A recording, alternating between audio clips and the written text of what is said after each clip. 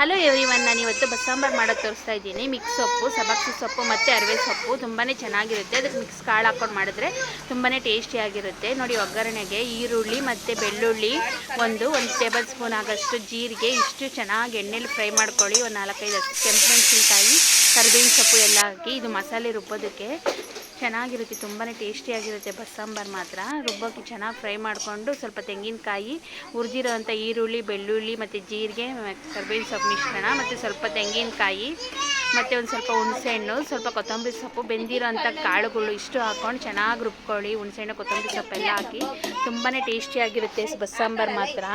ಪಲ್ಯನೂ ಅಷ್ಟೇ ಟೇಸ್ಟಿಯಾಗಿರುತ್ತೆ. ನೀವು ಒಂದ್ಸರಿ ಟ್ರೈ ಮಾಡಿ ನೋಡಿ. ನನ್ನ ವೀಡಿಯೋ ನಿಮ್ಗೆ ಇಷ್ಟ ಆಗಿದ್ರೆ ಶೇರ್ ಮಾಡಿ, ಲೈಕ್ ಮಾಡಿ, ಸಬ್ಸ್ಕ್ರೈಬ್ ಮಾಡೋದನ್ನು ಮರಿಬೇಡಿ. ಒಗ್ಗರಣೆಗೆ ಈರುಳ್ಳಿ, ಕರಿಬೇವಿನ ಸೊಪ್ಪು, ಸಾಸಿವೆ ಇಷ್ಟು ಹಾಕಿ ರುಬ್ಬಿರೋ ಮಸಾಲೆನೂ ಹಾಕಿ ಎಣ್ಣೆ ಚೆನ್ನಾಗಿ ಫ್ರೈ ಮಾಡಿ ನಿಮ್ಗೆ ಎಷ್ಟು ಬೇಕೋ ಅಷ್ಟು ನೀರು ಹಾಕ್ಕೊಂಡು ಕುದಿಸಿದ್ರೆ ಬಸ್ಸಾಂಬಾರು ತುಂಬಾ ಟೇಸ್ಟಿಯಾಗಿರುತ್ತೆ.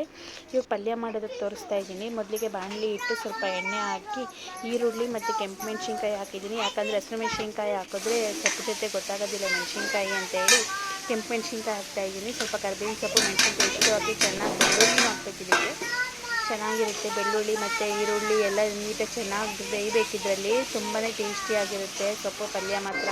ಬೇಕಿದ್ದರೆ ನೀವು ಕಾಯಿನೂ ಸ್ವಲ್ಪ ಯೂಸ್ ಮಾಡ್ಕೋಬೋದು, ಬೇಡ ಅಂದರೆ ಹಾಗೆ ಹಾಕ್ಕೋಬೋದು. ಎಲ್ಲ ಮಿಕ್ಸ್ ಕಾಳಿರೋದ್ರಿಂದ ಚೆನ್ನಾಗಿರುತ್ತೆ ಟೇಸ್ಟಿಯಾಗಿ ತಿನ್ನೋದಕ್ಕೆ ಮಾತ್ರ. ಅಂದರೆ ಬೆಳ್ಳುಳ್ಳಿ ಮತ್ತು ಈರುಳ್ಳಿ ಎಲ್ಲ ಚೆನ್ನಾಗಿ ಎಣ್ಣೆಯಲ್ಲಿ ಬೇಯಬೇಕು.